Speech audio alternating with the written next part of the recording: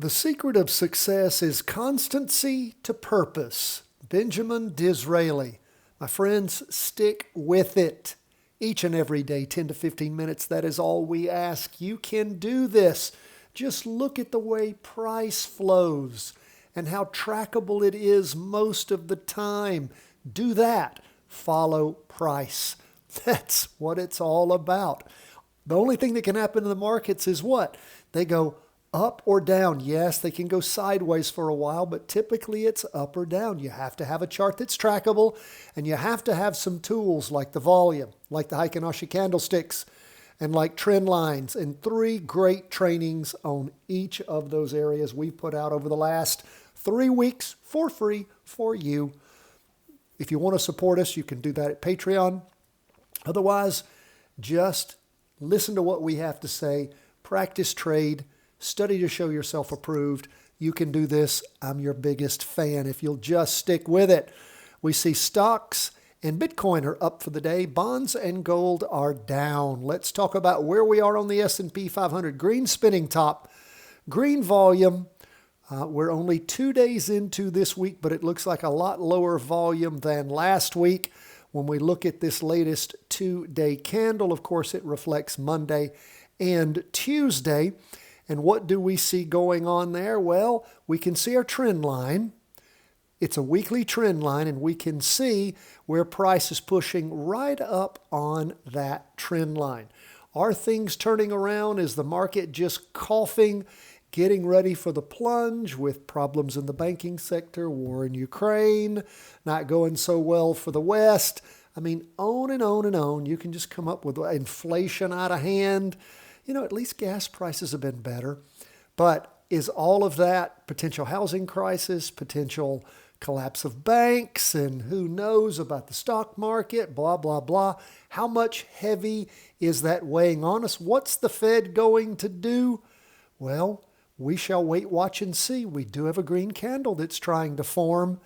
We can see that, again, volume not as high on this up move, and you see that little extra push on top.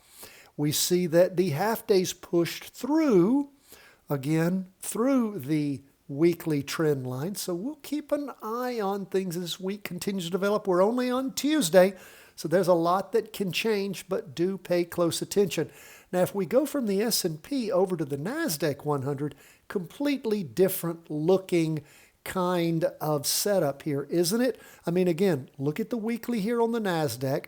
Look at what it looks like on the S&P.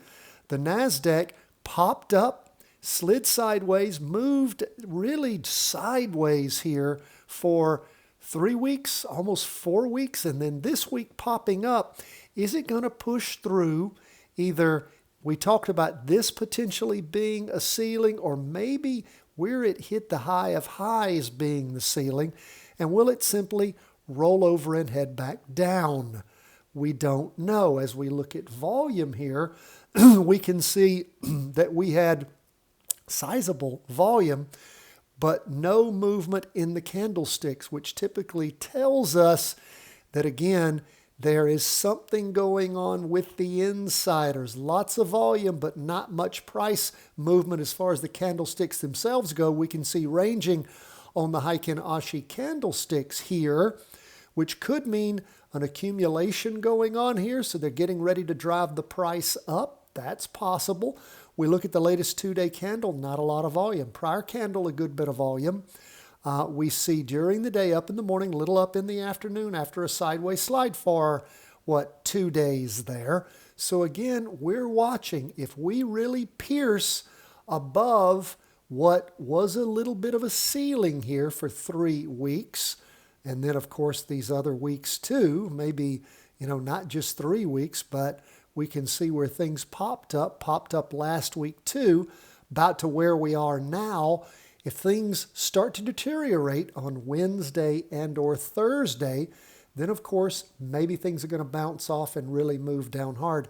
We don't know. If they clear through this area, through this potential ceiling, then who knows how high they'll go. We'll probably look to an area like over here where things last peaked out at about 335. So let's keep an eye on this. Pay attention.